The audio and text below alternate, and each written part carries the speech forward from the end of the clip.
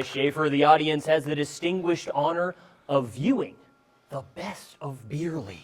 What are you talking about, Landon? Are you talking about putting all the best fails of beer league in like one easy to find format? Guy Schaefer, I'm talking about the very same thing. We have compiled, unsurprisingly, the top 10 best fails, falls, and freakouts in beer league history. Oh, I love that. I love that. I can't wait to see them. And how many did you say we have? Oh, we have 10, but we may have even less, I'm not sure, or good at math.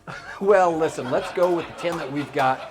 And we're going to take a look at those tonight. Ladies and gentlemen, we give you the top 10 fails of beer league hockey. These videos are all viewer submitted. And congratulations, or should I say, you have been warned. You have been warned. Best of beer league. Now let's get to the act. All right, let's take a look at the first one. Alyssa Janko, she's got a breakaway, whiffs on the shot, and dekes out the goalie. And I don't know if she planned that, but that was pure magic. Whiffs on the shot, the puck skates slowly by the goalie, and she taps in for a goal. Oh, she really completely does not intend to do that in any way, shape, or form. She completely whiffs it right there. Yeah. And when she goes back, the puck is conveniently right in front of her and throws it into the goalie. The goalie must feel silly. Landon, be honest now, who does that remind you of in the beer league that we often cover, that player? Oh my gosh, there's one guy that comes to mind, and I think we can both say it at the same time. That's right. It's Carini! That guy was a genius on the ice. My gosh, he's playing 10, 11, and 12 plays ahead, Yes. which is not even useful if you really think about it. They told him he should be a chess master. Yeah, but he said he couldn't spell chess. Number 10. Now this guy comes in, he's going to take a slap Oh shot. my God.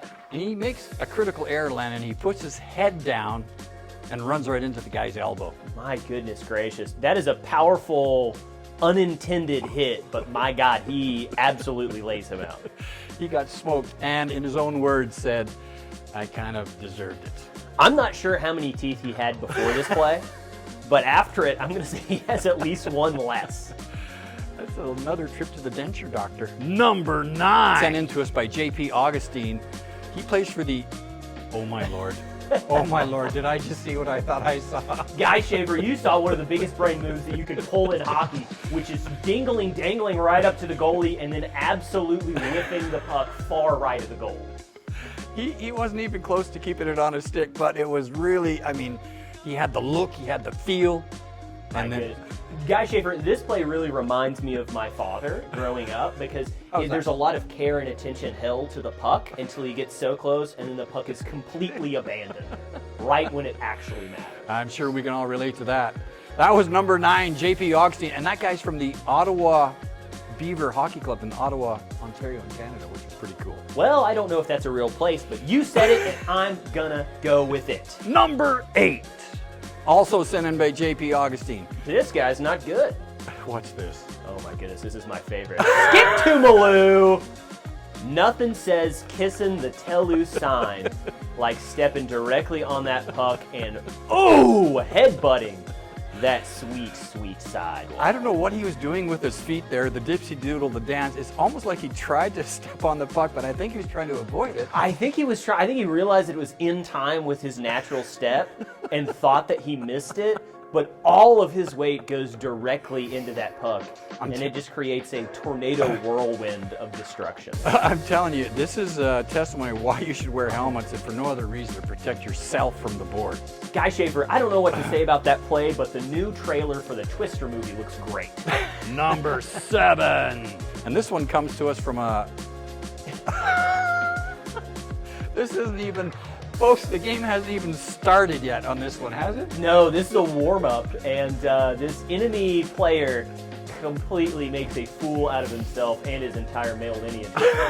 This beautiful slip. Now, if you'll look really close, and I don't know if we can show this in slow motion, but his skate actually hits a chip in the ice, and one foot clashes against the other and knocks his feet out from under him.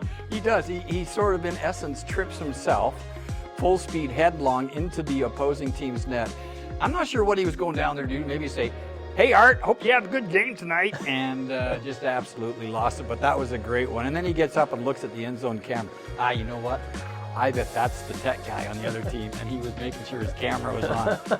That's what this guy, it's one of those self-inflicted wounds that just gets better the more you see it. I absolutely love this play because the goalie's reaction is the only honest thing that's happening here of just like, why is any of this happening in front of me? And no one stops to help him. Look, the other team player, he just skates right by here. Dude, you look like an idiot inside our net. Then he gets up. I think one of his own players comes over and goes, I think that's one of the enemy too, the white team. Pats him on the head. Anyways, that was hilarious. Villager Hockey sent that to us. That's Beer League best of 10. That's number 7. Guy Schaefer, we're almost halfway through. Almost halfway through. Number 6. This was a good one if I remember. If this is the one I'm thinking of. Yes. This is another make your life much more difficult than it ever needed to be. The goalie tries to capitalize on an opportunity by leaving his goal and making a pass that ends up directly in the hands of the offense, dives and makes a beautiful save, only for the puck to be rebounded and then shoved where the sun don't shine. He even takes out his own player who's sort of maybe trying to help him, but we're not sure. He's just standing there. Oops, took him out of the play. And it's a wide open net, and they scored. Oh my goodness. This is amazing. That'll be one that you hope you never repeat, but I'm not going to say would never happen again because I've seen that almost exactly 2 or 3 times. Well, decision making is very hard, and this goalie clearly struggles with second order thinking. So he said last line before the game starts, this player said, "Remember, Ernie, I don't want you playing the puck outside of your net. Don't worry, guys, I've been doing wrist exercise. I'm really strong." That's when the goalie really wants to not be a goalie and play a different position. All right, folks, that was number 6, and that was sent in by Major Trip. Major Trip, a fake name, but a beautiful man. Number 5. But first, a message from these guys. Ladies and gentlemen, men's league sweaters. 3 words that I just put together in a sentence. Let me tell you why you should be interested. Normal sweaters are stinky. They're smelly. Men's league sweaters don't smell. They're impervious to harm. They can't be frayed. These sweaters don't even have a scent. And some people have even reported that it gets rid of your sense of smell. Guy Schaefer, that's a sweater I need. If you go to their website, you can actually order gear for your entire team. Not just sweaters, by the way. Uniforms, gear that's marked with your logo. You tell them what you want and they'll make the logo design for you. It's Guy amazing. Schaefer, are you telling me that men's league sweaters will design a logo specifically for you and your needs? Yes, well, it's a form of clip art, but yes, Landon, they will do that for you. Wow! Men's league sweaters gets it done. That's not their logo, but it should be. Hey, listen, they haven't just been seen around here. They've been seen by astronauts wearing them on the surface of the moon. I read on their forum, on a Reddit, deep late at night, 4 a.m., that those sweaters are actually what they used to go to the moon the first time, when they did go to the moon. Yeah, before the simulation. Well before Stanley Kubrick had anything to do with it. That's Ladies right. and gentlemen, men's league sweaters. They are second to none. Halfway through our top 10 best, oh my lord. Steve Savon. Now this comes as no surprise to anyone who's seen this guy skate or walk around. Trips, and I am hearing reports, my producer is now telling me, he was knocked out cold by this fall, which is kind of sad and scary. I hope he's okay, but my goodness, it's the limp fall and slide that really makes this a number 5 pick for me. Well, you can see the goalie. He puts his blocker on top of the net and then turns around to the bench with his glove hand and he waves them in quick. He says, "Guys, get in here fast." Hank's down and he ain't getting up. There's nothing like a dispersal of responsibility for your own teammates. Again, if you look at the trip, his right blade catches a groove and he takes out his other foot and then it's into the boards hard. It was a bad one. Oh, number 13, I would change your number to a more one. That would be my advice. And we do sincerely hope he's okay. Oh, yes. Number 4. This one's sent in by Jonathan Cloutier. There's an art in you guys. Now watch him. He goes to the bench, but it's not his bench. It's the other team's bench, and he falls through the door. Oh, my goodness. What I love about this is no one on that team is offering to help him up. He gets up, the referee pulls him back onto the ice, and what happens? Takes the opportunity to grab the puck and have a go. By the way, folks, always make sure your doors are locked on the bench so you can avoid that very thing happening to you. But not only on the bench, but also your home. Lock your doors, folks. There's a lot of dangerous people like this referee. Is that guy also number 13, folks? That might be testimony why you shouldn't have that number on your jersey. I think we're discovering something very quickly with this top 10, which is stop having your number be 13. What if that was the guy's home sweater in the previous video? Was he actually knocking It's the himself same out? guy. Just can't catch it right. What I love about this clip the most is that when he skates up to the enemy bench, he pauses it really looks like he is starting to chirp. It looks like he has thought, or maybe he read a Twitter with a good like one-liner, and he is about to just absolutely make this enemy team burn with anger. And it just all comes tumbling down like a house of cards. Oh, the hubris of man. I believe you, because those guys, no one even makes a tinge of a move to help them. No. In fact, I think that one guy might have kicked him with his skate. Get out of here. I hope he did. Folks, that was number 4 sent in by Jonathan Cloutier, which, as Landon pointed out, there's an R at the end there, but that could be the French pronunciation. Well, all right. I don't believe in the French. Number 3. Oh, this is a great one. This is from Terminator's Hockey. Oh my goodness! Your eyes did not deceive you. That's not a ballerina on the ice. That's the ref.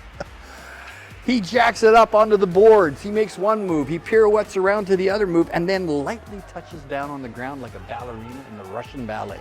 Guy Schaefer, if you've known me for any length of time, you know that I have a definite affinity for the extra, for the flair in life.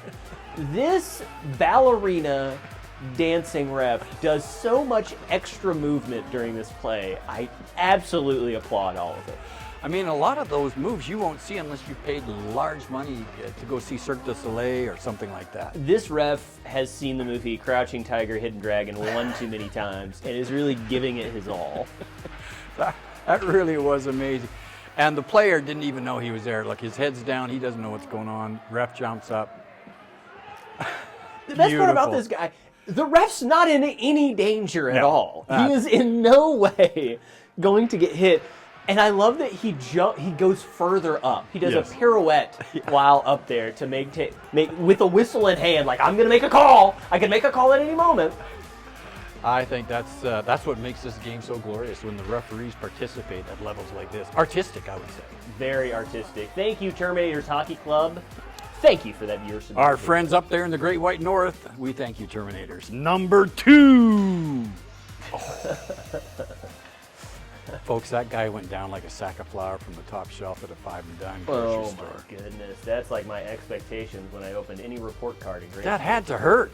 But he's back up, he's in the play. Oh my Lord, he's got a breakaway. Mike Buds shoots, scores. Ladies and gentlemen, from the lowest point on the ice, literally, to the highest point. Listen, if you fall into hockey, there's ways to do it. This is the one you don't want to do. When you go backwards and your head snaps down, thank God you've got a helmet on. Oh, that was a violent fall. I love the push-ups as well. It's such a good addition. He knows that he goofed and is trying to recover, and then decides to make an absolute legend move. That was a pretty cool play. By getting back up and scoring a goal. That's what you want to see from Beer League. That's why the people, if you can see the stands there, completely filled with fans willing to watch this sort of action. Mike Buds, thank you for sending that one in, because that was awesome. Number 1! Here we go. Guy Schaefer, we've seen highs, we've seen lows. Where will this video take us? Eyes are clear. Oh, the celebration. Folks, we've got a little to unpack here. So this was sent to us, by the way, by Danny H., and it won our top spot. So now, he's actually changed his name. It says Danny H., but his real name is Benedict Arnold. Because really this guy scored on his own team. Look, puck is swept around on the left wing. He picks it up. He throws it in the middle. No, this guy picks it up, shoots on his own goal, and scores. Rips his stick on the backboards, and then he gets congratulated by somebody on the other team. By the offense number 27 from the opposing team. What I love about this, too, is when he picks up that shot, he has no clue that he's in his own end. He thinks he's on a breakaway.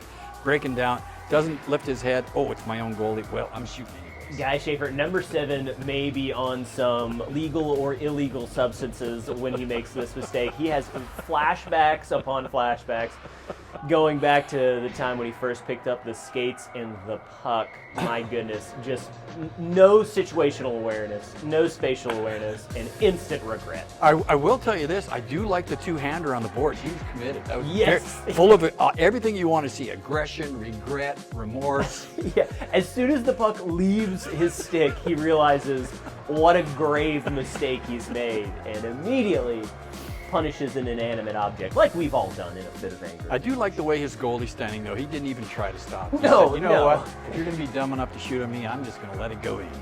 It does feel like, it almost feels like to me, Guy, that this is not this goalie's first time dealing with this Yes, particular exactly. problem. It really makes me feel like this goalie has had this experience with Mr. Danny H before. Almost as if he's skating by the net after scoring, his goalie turns to him and says, I told you, Arnie, don't shoot on me. That's your whole goal in life, is not to shoot on this net.